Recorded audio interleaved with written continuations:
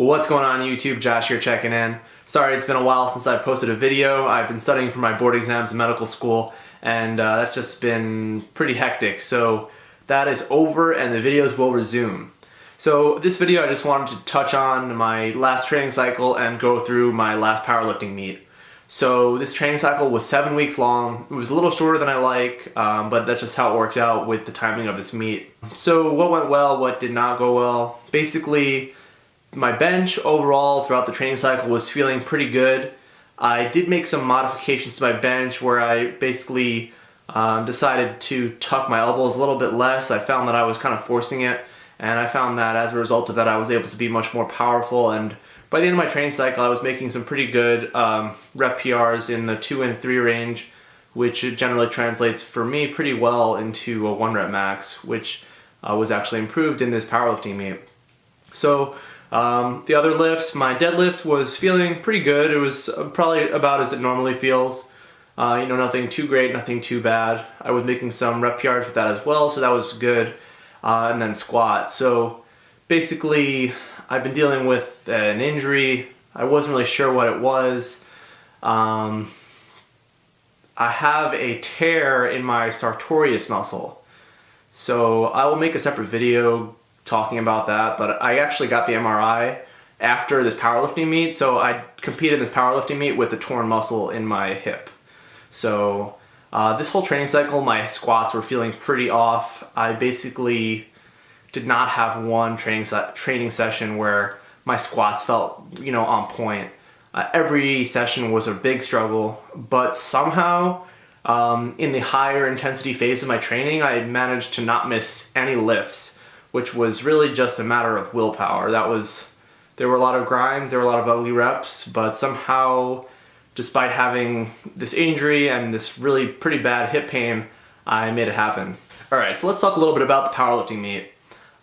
Basically, this wasn't really the meet I was hoping for. I only went 7 for 9, and my total was a bit under what I had totaled previously in my last mock meet.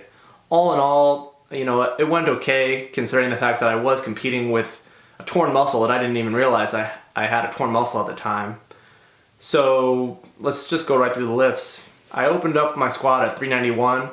This was a really easy opener for me, which was great because 391 is actually what was my third attempt at my previous meet in last August. So this was really deep, it was really quick, and yeah, that's basically, you know, it was honestly probably even maybe a little too easy for an opener. But just because I was dealing with that issue with my hip and a lot of pain, you know, I didn't want to open up with anything too heavy, especially if I had issues making depth, just because with that injury, really it would be most bothersome when I was approaching depth. So fortunately, because I was taking some pain medication and I had some really hardcore icy hot on my hip, I managed to squat without much pain. So my next attempt was 413, and this one, you know, overall wasn't too bad. My previous 1 rep max was 425, so this was a little bit underneath that. You'll notice in the video that I did misgroove a little bit out of the hole, so there was a little bit of shifting out of the hole, but overall wasn't too bad. So now my third squat attempt. I went for a 10-pound PR. My second attempt felt pretty good, despite the fact that this whole training cycle my squat was feeling like shit. I really wanted 435 and I really wasn't going to be happy with anything else. So that's what I put on the bar. And so what you'll see in this footage is I ended up getting red lighted for depth. What's interesting is the fact that I got 1 white light from a side judge and 2 red lights from the side judge and the head judge. Now generally it tends to be kind of challenging to tell squat depth from the front. So normally the head judges will defer for squat depth unless it's grossly high to the side judges. And I mean, I'm not gonna say for certain this was a good squat because from a front angle you definitely can't tell well. But from this angle I don't think you could tell for sure that it was not a good squat. So I was a little bit surprised that I got that red light from the front judge. But you know, it is what it is. It's basically a learning experience. From now on I'm just gonna be squatting even deeper, which obviously is gonna suck for me. It's not gonna feel very good, but hopefully it'll make me stronger and it'll make sure that I get all white lights in my next meet. So onto bench.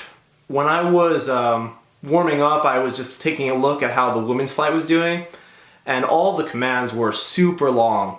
The start command was taking 3, 4, or 5 seconds to get. The pause commands sometimes were 2 or 3 seconds. It was insane. So I decided to lower my opener on my bench just because I really didn't want to have any issues. My bench has been feeling good this whole training cycle, but you know, given the really strict judging, I just didn't want to have any issues, especially starting off. I wanted to start off on a good note. So basically, you'll see my first bench here, 248. Everything went well. I went up to 255 after that, and that went really well. So I decided to go for a relatively big jump. I jumped up to 270, which was my initial plan to finish with, but given the judging, I wasn't sure if I was going to be able to do that. And you'll see over here, this is the 270 footage. It was a good lift. So yeah, that was a 5-pound PR, all-time PR on my bench, and that was really nice. So onto the deadlift. So I opened with 530. It was pretty easy, no issues. Unfortunately, I didn't get that on camera. My next lift was 556, I believe. And you'll see this was a pretty clean lift overall. One thing that I did notice is this 555 definitely felt more challenging than lifting that weight has felt in training. I think a lot of it had to do with the bar. So at this meet, they were using an Alico bar that is pretty stiff, as you can tell from the video. Normally, if you're pulling 555, you will get some bending on that bar. And, basically, the bar doesn't really bend much. So as a result of that, you really have to expend a lot of energy getting off the floor. And on top of that, the grip on the bar, the knurling is not very strong. So that ended up being an issue for me on my next attempt. So let's talk about that one. So I decided to go for 584, which was really my goal to hit in this competition. I was really looking forward to hitting that. And what you'll see in this video is, obviously it's a little bit of a struggle getting off the floor. I have pretty good speed, and then it gets really challenging at the lockout. Now, if you keep an eye on my right hand in this video, you'll see that I basically, once it starts getting really hard, I lose my grip and I end up dropping the bar. Now, I'm going to be honest, the lockout was really challenging, and if I hadn't lost my grip, would I have been able to lock it out? I don't know. I can't say for certain. I like to think that I would have been able to grind it out and, had a good lift, but, it's anybody's guess. So, I definitely think that the fact that the bar was like this had something to do with it, but I'm not going to make excuses, and basically in this next training cycle, I'm just going to make sure that I train my lockout a lot more, as well as grip strength. So I'll be doing some static holds, with a pretty heavy weight, just make sure that way grip is not an issue, because that just sucks. If your strength is there, but you drop the bar, it's not a good lift. So yeah, overall, this performance was good enough to win first place.